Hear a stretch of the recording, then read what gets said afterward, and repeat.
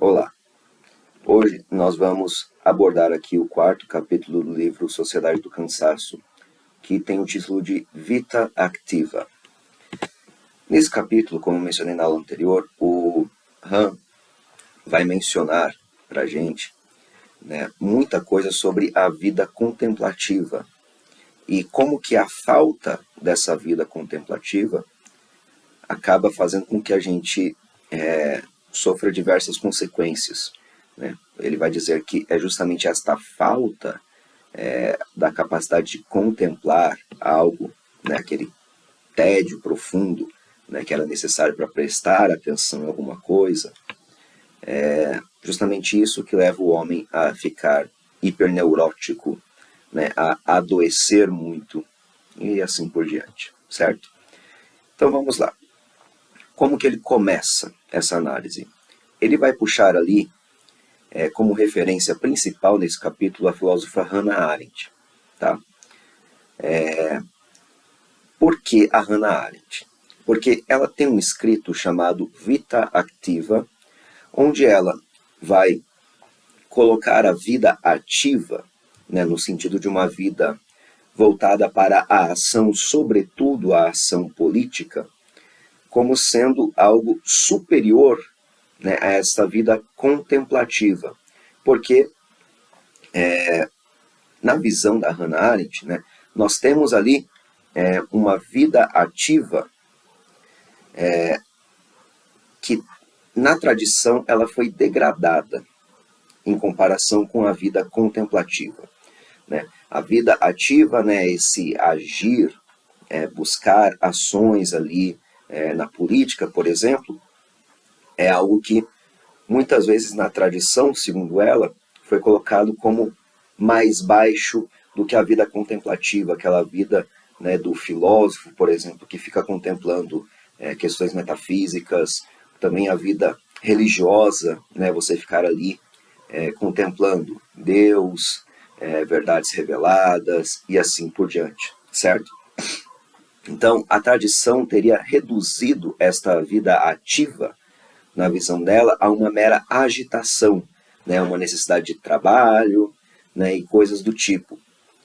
Ela cita alguns outros termos, como por exemplo, nec otium, um não ócio, você não pode ficar parado, você tem que estar produzindo, a escolha, que seria ali a falta de tempo para o pensamento, um excesso de ocupações práticas, uma agitação exacerbada, que não deixam você ter tempo suficiente para contemplar, certo? Mas, em comparação com isso, o Han vai citar ali o São Gregório e vai mostrar ali a visão cristã que se tem ali dessa relação entre vida ativa e vida contemplativa. Vamos dar uma olhada nessa citação.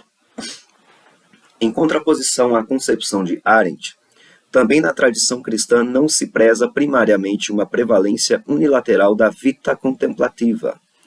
Ao contrário, postula-se uma mediação entre vita activa e vita contemplativa. Assim, escreve também São Gregório, temos de saber quando exigimos um bom programa de vida que passe da vita activa para a vita contemplativa.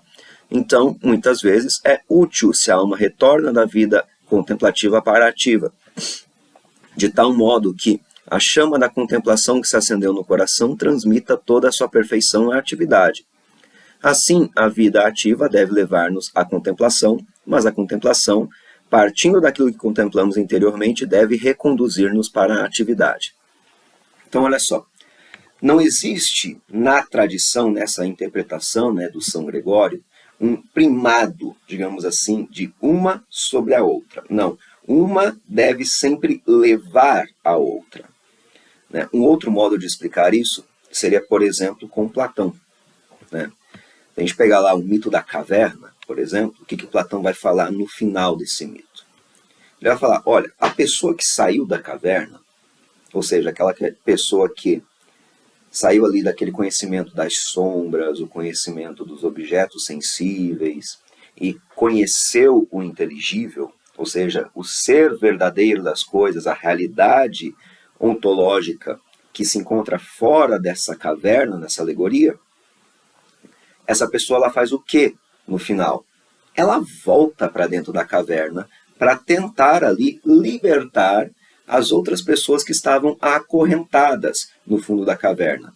Então, aquilo que faz o filósofo, né, ir para a vida contemplativa, ou seja, buscar ali a verdade, né, leva ele também a voltar para a ação, a agir politicamente, por exemplo, tentando libertar os outros homens de falsas noções, né, de ilusões e assim por diante, né? Então, a vida de Sócrates mesmo, ela poderia ser dita ali como que uma mediação, né, entre essa vida ativa e essa vida contemplativa.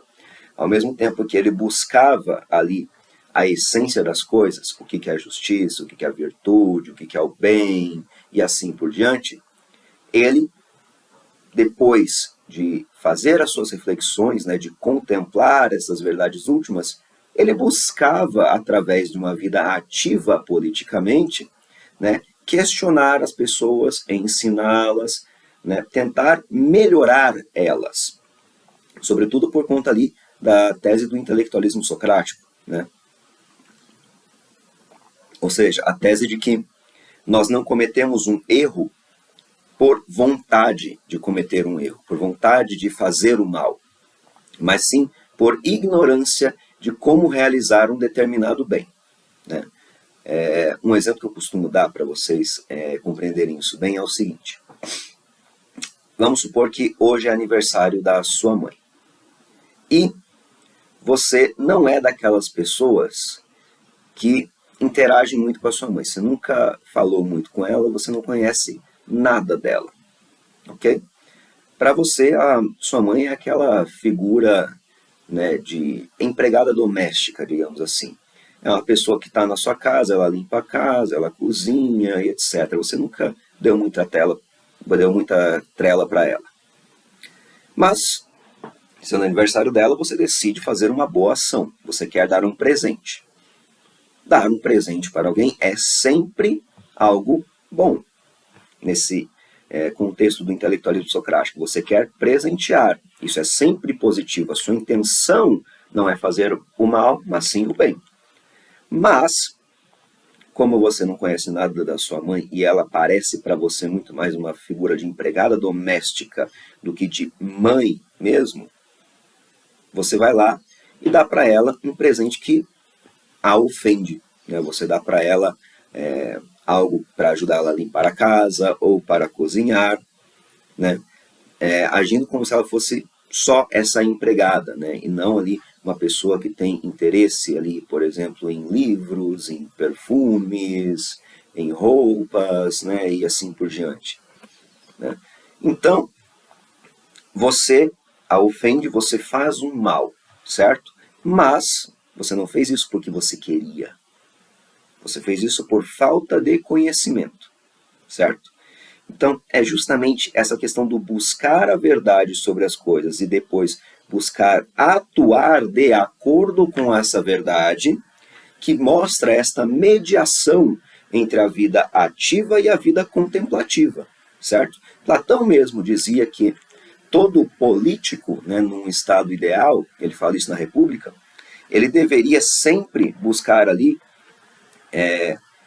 estudar filosofia primeiro para chegar a conhecer a ideia de bem e poder manifestá-la na sociedade depois. Ou seja, não existe um primado, digamos assim, na tradição, né, da vida contemplativa em detrimento da vida ativa. Pelo contrário, desde o início da filosofia, nós temos ali uma mediação entre as duas coisas. Então, essa concepção da Hannah Arendt ela é estranha, certo? Ela fala como se a vida ativa tivesse desde sempre, né, sido deixada de lado, como uma coisa que não fosse tão importante assim. Mas todos os pensadores, até onde eu me recordo pelo menos, sempre tiveram essa noção mais de mediação, ok? Pois bem, dito isso, o Han vai dizer é que a Hannah Arendt vai estabelecer ali, né, uma nova definição de vida ativa que vai estar conectada a uma espécie de primado da ação. Né? A ação vem ali em primeiro lugar. E, para isso, ela faz algo muito similar ao professor dela, que foi o Martin Heidegger, certo? Eles vão, os dois, abordar ali uma espécie de ação heróica no homem, certo? Só que eles vão fazer isso de modo diferente. O que acontece? Para o Heidegger, o homem, ele é um Dasein, ele é um ser que se projeta, certo? Ele é um ser que tem sonhos, tem coisas que ele quer realizar, tem coisas que ele quer fazer, ok? Pois bem, só que este ser, né, que tem os seus sonhos, seus projetos, ele também está fadado à morte. Então, o que acontece? Acontece que esta possibilidade da morte, que vai se efetuar em algum momento, impõe limites ali para as nossas ações e limita a nossa liberdade. Então, ele vai fazer reflexões com base nisso. Apesar de termos sonhos, termos projetos, querermos agir, a nossa ação ela é sempre limitada em face da morte. E as nossas possibilidades, elas não são infinitas, certo? Nós não podemos fazer absolutamente tudo o que a gente quiser. A gente vai morrer, de certa forma, um fracassado. Por quê? Porque sempre vai faltar alguma coisa. Sempre vamos deixar de realizar algum projeto, algum sonho, ok? Já a Hannah Arendt não. Ela vai ter uma perspectiva um pouco mais otimista, digamos assim. Ela vai colocar ali uma orientação dessa possibilidade de ação, não na nossa morte, mas no nascimento. E isso consideraria a ação uma perspectiva mais heróica na visão dela, porque o próprio nascer neste mundo é uma espécie de milagre, certo? O homem tem ali um começo, digamos assim, que muitas vezes pode parecer impossível. Por exemplo, se você é ateu, você acredita que tudo vem do acaso, certo? Vindo tudo do acaso, qual que é a chance de seu pai e a sua mãe terem tido uma relação em um dia muito específico no qual tinha um espermatozoide específico no seu pai, um óvulo específico na sua mãe, né? Os dois se juntaram, você nasceu. É uma chance ínfima, é um milagre, até porque não é só disso que dependeu, mas para o nascimento deles, né, mesma coisa teve que acontecer com seus avós e tataravós, e assim por diante. Então, o fato de um determinado ser humano, tal qual ele é, na perspectiva ateísta, tenha nascido, é literalmente um milagre, certo? Então, já que a Hannah Arendt ela tem ali uma tendência ao existencialismo por conta do Heidegger, a gente consegue entender essa dimensão milagrosa que ela está se referindo no nascimento. De fato, é um milagre você conseguir vir ao mundo e você existir neste mundo, certo? E ela vai colocar uma coisa muito interessante com relação a isso, que o Han vai inclusive citar no livro. Vamos dar uma lida aqui. Em lugar da fé que opera milagres, entra a ação. É a ação heróica que cria milagres. A ação humana se vê comprometida a isso por seu nascimento. Assim, a ação contém uma dimensão quase religiosa. O milagre consiste no fato de os seres humanos pura e simplesmente nascerem, e junto com esses, dar-se um novo começo que eles podem realizar pela ação em virtude de seu ser nascido. O fato de termos confiança no mundo e o fato de podermos ter esperança para o mundo, talvez em parte alguma tenha sido expresso de forma tão lapidar e bela como nas palavras onde os oratórios natalinos anunciam a boa nova. Nasceu-nos um menino. Então, olha só. Quando nós buscamos agir neste mundo, isto mostra, né, uma espécie de esperança que nós temos no mundo. E o mundo, ele não é um lugar, digamos que favoreça a esperança. Se a gente leva ali o contexto no qual o existencialismo vem à tona no século XX, é um contexto de guerras mundiais, é um contexto de catástrofe, de desesperança completa, certo? Então, o fato de os homens ainda assim agirem, ainda assim, mesmo nessas circunstâncias tão ruins, eles terem ali um grãozinho de otimismo no seu coração, digamos assim, de confiar neste mundo e buscar realizar-se neste mundo, isso mostra uma dimensão quase religiosa da própria ação heróica neste caso aqui, certo? Só que a Hannah Arendt vai perceber uma coisa. Quando se fala em ação na sociedade moderna, nós estamos falando, sobretudo, de uma coisinha chamada de trabalho. E o trabalho, ele tem um problema. Para Hannah Arendt, a sociedade moderna reduziu ali o homem a uma figura que ela chama de animal laborans, um animal trabalhador, o animal que trabalha. Pensemos, por exemplo, né, numa pessoa que trabalha ali em uma fábrica, certo? E esta pessoa está ali constantemente, né, fazendo ações repetitivas, né, ou juntar ali as peças de um produto, por exemplo, certo?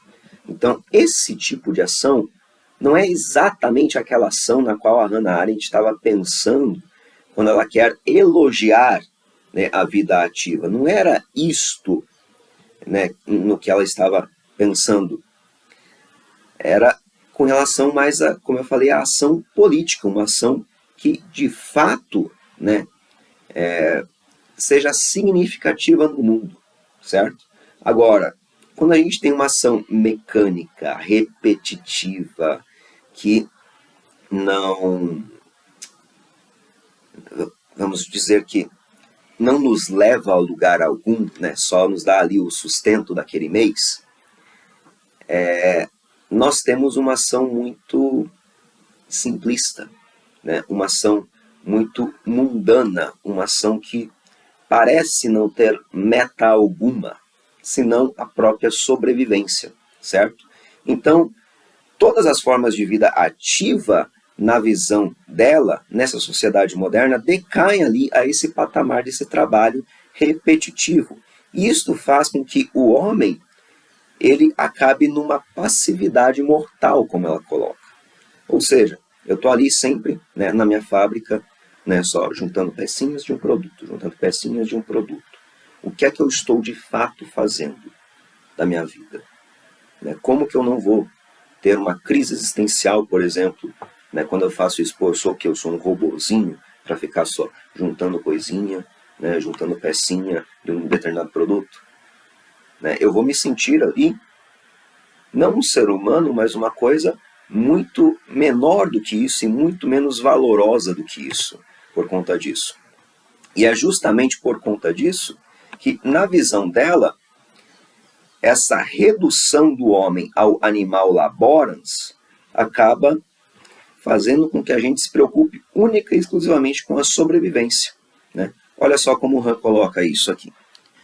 Ela afirma que a vida do indivíduo na modernidade estaria totalmente mergulhada na corrente do processo de vida que domina a geração, e que a única decisão individual ativa consistiria apenas ainda em como que soltar-se, renunciar à sua individualidade para poder funcionar melhor. A absolutização do trabalho caminha de mãos dadas com a evolução segundo a qual, em última instância, a vida da espécie humana se impõe como a única absoluta no surgimento e difusão de sociedade. Arendt acredita, inclusive, poder denotar sinais de perigo de que o homem poderia estar em vias de transformar-se na espécie animal da qual ele parece descender desde Darwin. ela admite que todas as atividades humanas, basta que sejam observadas a partir de um ponto suficientemente distanciado no universo, desculpe, não mais apareceriam como atividades, mas como processos biológicos. Ou seja, tudo o que o ser humano faz nesta vida ativa, que se reduz a uma vida laboral, é o quê? É preocupar-se só com a sua própria preservação. Então, a própria individualidade, por exemplo, ela é jogada de fora. Por quê? Porque se eu tenho uma individualidade, né, eu tenho desejos próprios, eu tenho uma personalidade própria, um modo de agir próprio e assim por diante, isso muitas vezes me atrapalha nessa repetição, né, mecânica ali desses processos. Então eu preciso renunciar a quem eu sou para eu poder funcionar melhor, né? Funcionar melhor ali como uma máquina, certo? E, no entanto, o Han vai fazer uma crítica com relação a ela aqui. Se a gente for analisar, né, tudo que o Han falou até agora, uma coisa que não falta no homem pós-moderno, né, esse homem do século XXI, é justamente a sua individualidade. Por quê? O que leva ao adoecimento excessivo ali do homem hoje, através do burnout, da depressão e etc., é justamente aquele excesso de positividade, um excesso de si mesmo, um esgotamento de si mesmo, certo? Então, não há que se falar ali do homem renunciar a esta individualidade. Como o próprio Han coloca, o que não falta para a gente é ego. O animal laborans pós-moderno, ele é provido de ego até o seu esgotamento, até ele quase se destruir. É justamente esse excesso de crenças positivas que eu tenho que me levam ali a uma exaustão completa, certo? A um adoecimento completo. Então, esse homem pós-moderno, ele não pode ser descrito como um animal laborans nos termos que a Hannah Arendt estava colocando esse animal laborans, né? Ele não é um ser ali que parece, né, um robozinho, digamos assim, sem personalidade nenhuma. Pelo contrário, ele é um ser humano que decide agir como um robozinho em virtude da sua própria individualidade. Então, é justamente essa questão do tipo de crenças que nós temos na nossa sociedade e do tipo de personalidades que nós temos, digamos assim, na nossa sociedade, nessa sociedade de desempenho, essa sociedade que busca ali um primado da ação sempre, né? Você sempre tem que estar produzindo, sempre tem que estar desempenhando, sempre tem que estar fazendo alguma coisa, nunca pode entediar-se, como a gente viu no capítulo passado, nunca pode deixar-se ter um pouquinho de ócio na sua vida. É justamente isto que mostra ali como que a gente chega a ficar hiperneurótico na visão do Han, certo? E não somente isso, mas isto também leva a gente a perder a fé, por assim dizer. E quando o Han fala de fé aqui, ele não está falando de uma fé que diz respeito ali a Deus, ao além, mas à própria realidade, ao nosso próprio mundo, certo? Ou seja, eu estou ali exaustivamente me dedicando, né, para conseguir ali um sucesso financeiro na minha vida, por exemplo. Beleza. Só que eu vejo progresso nisso? Muitas vezes não. Muitas vezes não. Por quê? Porque o preço das coisas vai subindo, então quanto mais eu vou ganhando, mais eu também vou gastando, certo? Guardar dinheiro não funciona porque com a inflação, o quanto o meu dinheiro vale hoje não é o quanto ele vai valer daqui a 10 anos. Investir é extremamente incerto, porque eu posso perder tudo, né? Se eu botar ali, né, comprar ações de uma empresa, por exemplo, essa empresa falir, eu perdi tudo. Então, cada vez mais, desculpem, eu vejo menos esperança nesse mundo. um mundo no qual eu me sinto me dedicando cada vez mais para alcançar ali uma coisa que eu julgo ser possível, né, por esse excesso de crenças, aquele yes we can, de que a gente falou, né, na segunda aula, e eu não vejo resultado. E assim, eu não vejo qualquer tipo de substância, por assim dizer, no mundo. Tudo se torna absolutamente transitório. Todo o meu esforço, não revelando ali, muitas vezes, qualquer frutos, parece vazio. E justamente isto me leva ali a uma desesperança com relação ao mundo e a uma falta ali de sentido na vida, né? E como o próprio Nietzsche coloca, as palavras exatas são, se não me falha a memória, o homem pode suportar qualquer coisa, menos a falta de sentido. Se eu não vejo um porquê na minha vida, um porquê eu estou fazendo estas coisas, a vida é para mim insuportável, certo? E é justamente numa sociedade assim como nós estamos, onde nós temos esse excesso de crenças positivas e ao mesmo tempo uma falta completa ali de algo permanente, de algo certo, né? Uma sociedade líquida, como colocava o Zygmunt Bauman, que leva ali a uma completa desesperança para mim, certo? Então, eu me torno cada vez mais nervoso, cada vez mais inquieto, eu me sinto cada vez mais desolado, cada vez mais isolado, ok? E isto, né, é causado por um negócio que o Han vai chamar de desnarrativização, que é justamente essa falta ali de um sentido na vida, ou, né, uma falta de narrativas que deem sentido ali para a nossa vida, ou seja, uma falta, né, de um plano que eu vejo de fato se concretizando, ok? Eu vou ler aqui uma citação dele, onde ele ilustra isso muito bem. Também as religiões, enquanto técnica da morte, suprimindo o medo da morte e produzindo um sentimento de duração, tornam-se obsoletas. A desnarrativização geral do mundo reforça o sentimento de transitoriedade, desnuda a vida.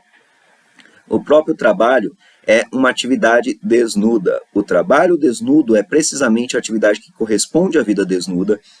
O trabalho desnudo e a vida desnuda condicionam-se mutuamente.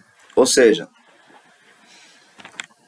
eu supostamente, né, deveria ser um ser que estaria escrevendo a minha própria história.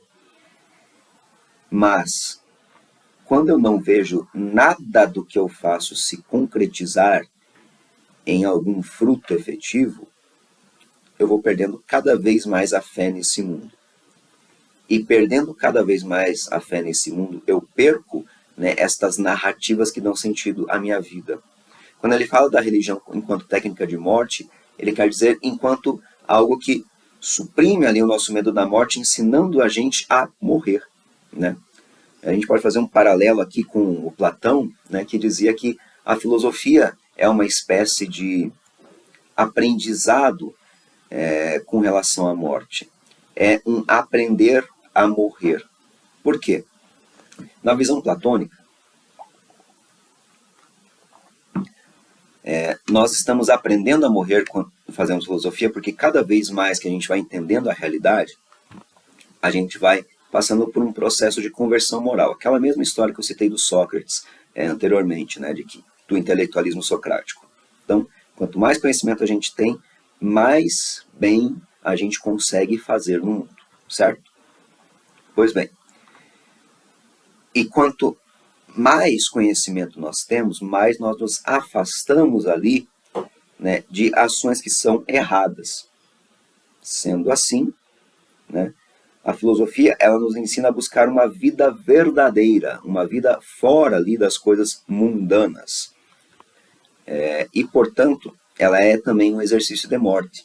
Ela nos mostra, né, muitas vezes, que a morte ela não é algo a ser temido. Se a gente pega o próprio Sócrates, A gente percebe isso bem, né? Aquelas palavras finais dele na Apologia de Sócrates, né? Eu não tenho por que temer a morte, porque ou ela é como um sono eterno, e nesse caso ela é um bem, ou após morrer eu vou para algum lugar, né, o além, e neste além eu vou encontrar ali pessoas incríveis com as quais eu vou conviver, como Homero, como Hesíodo, e não tem por que eu temer isso também. Então, se a gente pega essas palavras do Sócrates, a gente percebe muito bem, né, a filosofia como um aprendizado para a morte, e a religião também é assim. Se a gente pega, por exemplo, o cristianismo, ele é uma religião que nos dá esperança com relação à nossa morte, né? A gente tem ali, né, o inferno, por exemplo, beleza, ali a gente tem desesperança, mas ao mesmo tempo que existe o inferno, vai para lá só quem quer. Quem não quer, aceita ali, né, Jesus como seu Salvador e tem ali uma vida após a morte muito boa, né? Basicamente a narrativa cristã é essa, né? É claro que não é tão simples como só, né, colocar da boca para fora, eu aceito Jesus. Não, não. Aceitar Jesus não é meramente algo que você expressa com palavras, né? Não estou reduzindo isso aqui, eu estou só explicando de modo muito simplificado, só para ter ali um exemplo. Tá? E com relação a esta vida desnuda de que ele está falando, o que é essa vida desnuda? É justamente essa vida sem narrativa, ela está desprovida, né, de uma roupa, por assim dizer, que lhe dava conforto e lhe dava sentido. É uma vida que é reduzida ali à mera sobrevivência. Né? Eu estou trabalhando para quê? É só para pagar as contas, só para sobreviver. Não tem ali realização nenhuma sendo alcançada, não tem objetivo nenhum sendo cumprido, é só para pagar minhas contas, ter o que comer, ter o que vestir e assim por diante. E o próprio trabalho, ele acaba sendo um trabalho desnudo também, nesse sentido, porque ele carece ali de uma realização de fato, ok?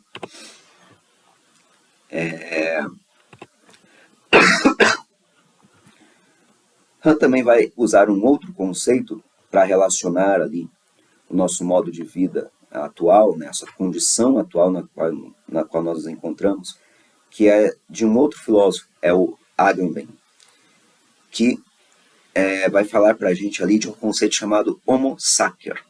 Tá? O que é o Homo Sacer? É uma vida que pode ser tirada sem qualquer tipo de prejuízo. Ela é absolutamente matável. Que tipo de vida é essa? É, por exemplo, o judeu no campo de concentração, doentes que estão em estágios terminais dentro de UTIs e assim por diante. São aquelas vidas que são percebidas como sem valor, que não tem a razão para continuar, certo? E o Han vai dizer que todos nós, hoje em dia, somos omnis sacris, né, que é esse plural do homo sacer, no sentido de que a nossa vida ela não tem valor algum. Entretanto, existe uma diferença muito importante. Esta vida desnuda, sem valor algum, ela é tida hoje não como algo absolutamente matável, sem qualquer prejuízo, mas como algo sagrado que deve ser mantido a todo e qualquer preço. Como assim? É no sentido de que eu, por mais cansado que eu esteja do meu trabalho, por mais que eu esteja com um burnout, eu não consigo acreditar que eu sou digno de descanso, porque eu tenho que trabalhar, eu tenho que me realizar. É aquela questão da cobrança excessiva. Então, né, a morte ela é o quê? Ela é uma espécie de descanso. E nós não podemos morrer, nós não podemos nem mesmo sentar um pouquinho e relaxar, certo? A gente está ali nessa mentalidade de que tem que estar sempre produzindo, sempre fazendo alguma coisa. E, portanto, esta vida desnuda, desprovida de qualquer sentido, alimentada pelo nosso próprio ego, através desse excesso de positividade e etc., ela é algo sagrado que deve ser mantido a todo e qualquer custo. Ok? E no que é que isso resulta? Evidentemente, ali em uma histeria do trabalho, como o Han coloca, uma histeria da produção, doenças e assim por diante, certo? E assim sendo, o Han vai dizer que nós vivemos em uma sociedade que ele chama de coercitiva. É uma sociedade onde supostamente eu tenho uma liberdade maior, né? Porque a gente não está naquela sociedade monológica mais, onde a gente tem o patrão impondo ordens ao empregado. Não, sou eu que estou ali me impondo ordens.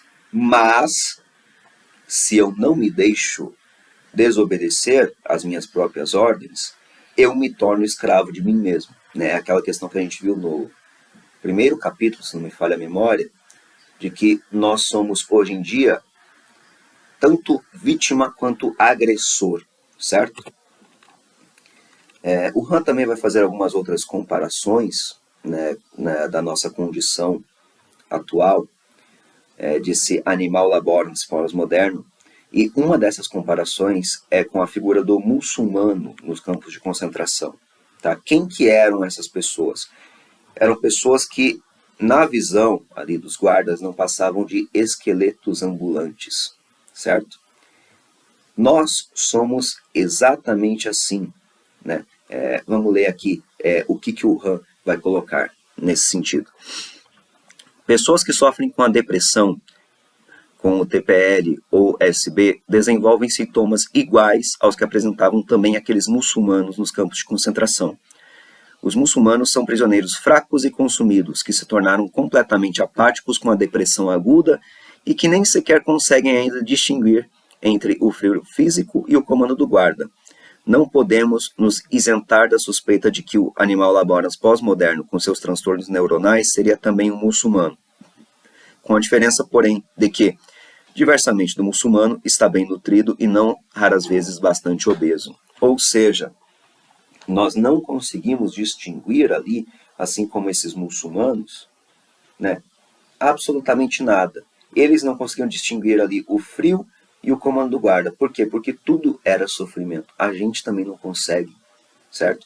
A gente está fraco, a gente está consumido, a gente está esgotado por conta desses excessos de positividade, de que ele fala. E depois, né, o Han também vai nos dizer ali mais um pouquinho com relação a esse escrito da Vita Activa da Hannah Arendt. Né, ele vai nos contar ali o final que ela coloca. Nas palavras da Hannah Arendt, o que acontece é o seguinte, olha, não tem muita escapatória. O homem moderno é esse animal pós-laborans, não tem o que a gente possa fazer, certo? Ela, como o próprio Han coloca, não nos dá ali nenhuma alternativa efetiva para isso. A única coisa que ela faz no final é louvar ali o pensamento, ela enaltecer o pensamento, né? Só que aí o Han olha para isso e pensa, pera um pouquinho, por que você está enaltecendo o pensamento se você estava defendendo a vida ativa? Né? Não era para você enaltecer a vida ativa? E por que ela faz isso?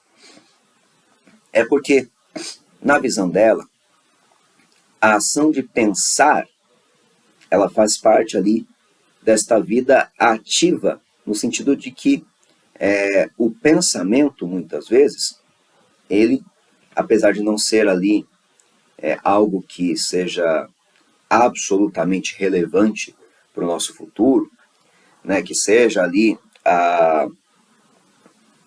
digamos que a ação mais importante que nós possamos ter, este pensamento, ele acaba, né, sendo absolutamente necessário para as demais ações da nossa vida. Como é que eu vou agir politicamente, por exemplo, sem refletir sobre a política. Né? Eu vou propor aqui uma lei nova. Beleza, eu estou agindo quando eu faço isso. Mas, como que eu vou fazer essa proposta sem ter pensado ali nesta lei antes? Não dá para fazer isso, certo? Então, o pensamento, na visão dela, ele é absolutamente necessário e é a alternativa, digamos assim, que nós temos a esse animal laborans. Só que é justamente a falta de pensamento hoje em dia, né, a falta dessa capacidade contemplativa que leva a gente ali a adoecer, como a gente já viu anteriormente, né, no capítulo anterior, certo?